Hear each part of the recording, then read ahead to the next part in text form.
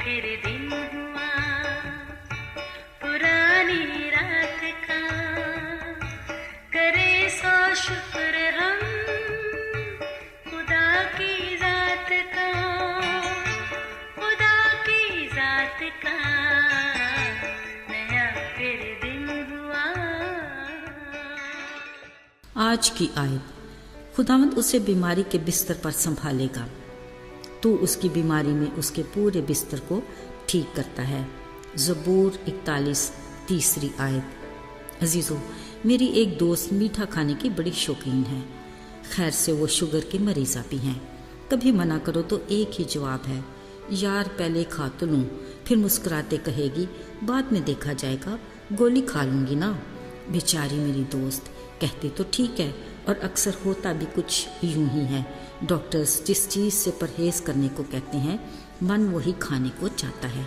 अक्सर blood pressure का मरीज़ चुटकी भर भर के नमक का इस्तेमाल करता है। यूं ही दिल के आर्जा में मुब्तला मुदगन ग़िज़ाओं के दिलदादा होते हैं। क्या ही अच्छा हो अगर हम इस असूल को अपनी निगाह में रखें कि परहेज़ इलाज से बेहतर है। बिलाशुबा हर मर्ज़ का इलाज तो है ही। मज़ा तो तब ही है कि हम उस चीज़ को खाने या उस काम को करने से खुद को बाज रखें जिससे किसी भी बीमारी में मुब्तला होने या मर्ज़ के बढ़ जाने का अंदेशा हो। बिलाशुबा तंदुरुस्ती हज़ार नेमत है, इसके लिए अपने रब का जितना भी शुक्रिया अदा करें कम है। बहरहाल परहेज़ के असूल की अहमियत अपनी जगह कायम है।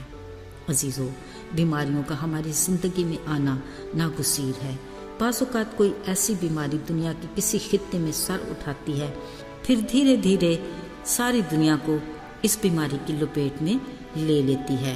अजीज़ों, इस बीमारी से बचने, परहेज़ और इलाज के सिलसिले शुरू हो जाते हैं और किसी न किसी तरह से इससे मुतल्लिक मालूमात से एक दूसरे को आगाह किया जाता है।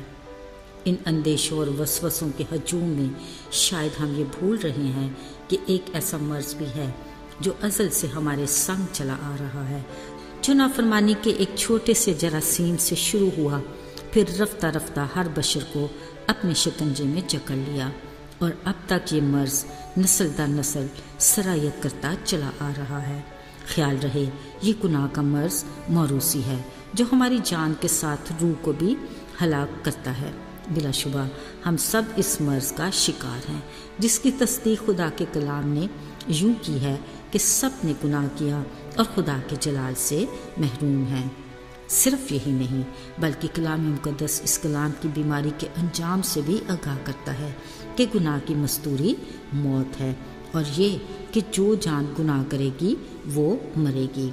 पर अजीज़ों, वो कादिर मुतलक खुदा जिसके इख्तियार में सब कुछ है, उसने इस मूसी मर्ज़ का इलाज भी बताया और कहा उसके बेटे यस्सू का खून हमें तमाम गुनाहों से पाक करता है, बशर्ते हम अपने गुनाहों का इकरार करके तौबा करें और उसकी तरफ रजू लाएं।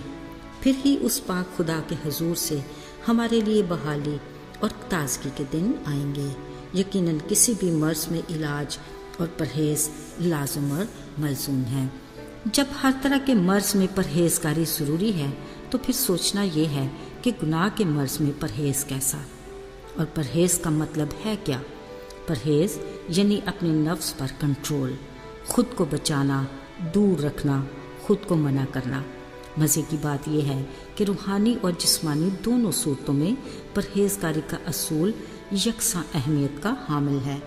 कलाम मुक़द्दस में परहेज़गारी को रूह का फल कहा गया है और गुनाह के मर्ज़ में परहेज़ के बारे में वाज़े आगाह किया गया है कि हर बनीनो इंसान को चाहिए कि वह अपनी ज़ुबान को बदी से बाज रखे और होंठों को दगा की बात कहने से बदी को छोड़े और नेकी का तालिब हो, सुलह को अजीज़ रखे और इसी की पैरवी करे। इस तरह की परहेज़गारी से बड़ी उम्र की बरकत मिलेगी और भलाई के दिन देखने नसीब होंगे। अजीज़ों, बतौर मसीही जब हम कलाम मुक़द्दस की बदौलत हमें गुनाह के मर्ज़ की तशख़ीस हुई, याद है ना कि यीशु मसीह के कीमती लहू से हमारा इलाज हुआ और हमने उस पर ईमान लाकर हमेशा की ज़िंदगी पाई। फिर आगे को इस मर्ज़ से अनजाने में बचने के बारे में परहेज़गारी के तरीक़ों से आगाह किया गया है ताकि हम उसके फजल के बाइस बचे रहें। ساتھیوں، بطور مسیحی ہمارا فرض اور ذمہ داری ہے کہ ہم گناہ کے موذی مرض میں مبتلا نسل انسانی کو کلام مقدس کے مطابق اس کے علاج اور پرہیز سے آگاہ کرنے کے لیے نجات کے پیغام کو دوسروں تک پہنچائیں۔ آئیے دعا کریں۔ اے آسمانی باپ، ہم دل سے شکر گزار ہیں کہ تو ایک شفیق باپ بن کر ہمارا خیال کرتا ہے۔ ہم اس بات کے بھی شکر گزار ہیں کہ تو نے ہمیں گناہ کے مرض سے بچایا اور ابدی زندگی کا وارث بنایا۔ توفیق دے کہ ہم بھی اپنی ذمہ داری کو پورے لائق طور پر سر انجام دے سکیں۔ یسوع کے نام میں آمین۔